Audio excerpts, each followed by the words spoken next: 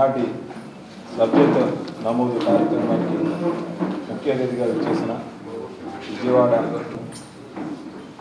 ప్రతి 6 సంవత్సరాలకు ఒకసారి భారతీయ జనతా పార్టీ సాధారణ సభ్యత్వం మొదలుగా సభ్యత నమోదు కార్యక్రమం మొదలైంది.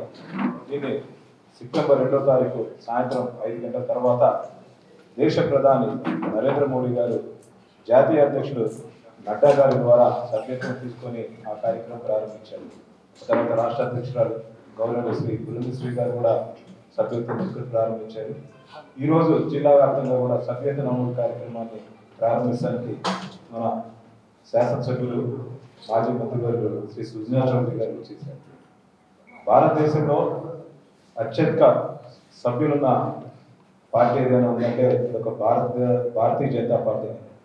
దేశం కోసం ధర్మం కోసం పనిచేస్తున్న భారతీయ జనతా పార్టీ ప్రస్థానం ఆర్ఎస్ఎస్ భావజాలంతో మొదలయ్యి జనసంఘ్ ద్వారా అనేక కార్యక్రమాలు చేసి దేశవ్యాప్తంగా కూడా ఆ రోజు గవర్నమెంట్లో ఉంది.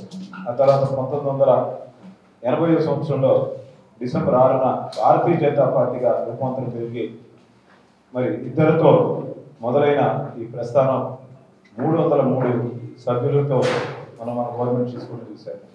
మరి భారతీయ జనతా పార్టీ మాధవవాదం ఒక సిద్ధాంతం మీద నడుస్తున్న party.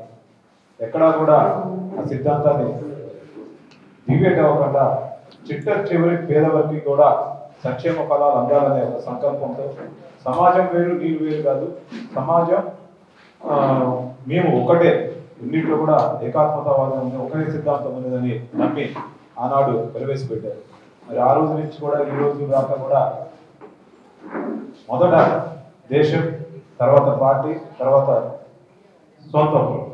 Party first nation, next party, self last అనే ఒక సిద్ధాంతంతో ప్రతి కార్యకర్త కూడా దేశభక్తిని నింపుకొని ఈ యొక్క దేశం కోసం పనిచేస్తున్నారు. మరి భారతీయ జనతా పార్టీ వచ్చిన తర్వాత అనేక రకాల అభివృద్ధి కార్యక్రమాలు చేయడం మనం చూశాం. వాజ్పేయి గారి గవర్నమెంట్లో ఈ యొక్క హైవేలను పునరుద్ధరించడం, రైల్వే లైన్లను ఆధునీకరించడం, ఎయిర్పోర్ట్ను ఆధునీకరించడంతో పాటు అనేక పరిశ్రమలు తీసుకొచ్చి యువతకి ఉపాధి కార్యక్రమాన్ని కూడా మొదలుపెట్టారు.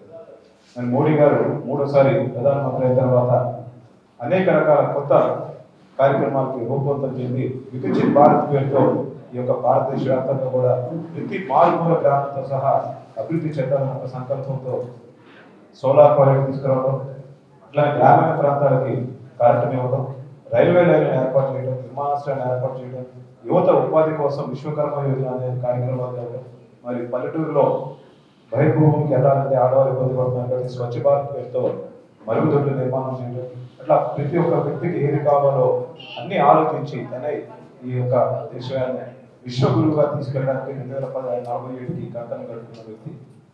ఒక సంస్థ అభివృద్ధి చెందుతుందంటే ఒక దృఢమైన సంకల్పంతోనే ఆ యొక్క సంస్థ అభివృద్ధి చెందడానికి సహకారమైంది.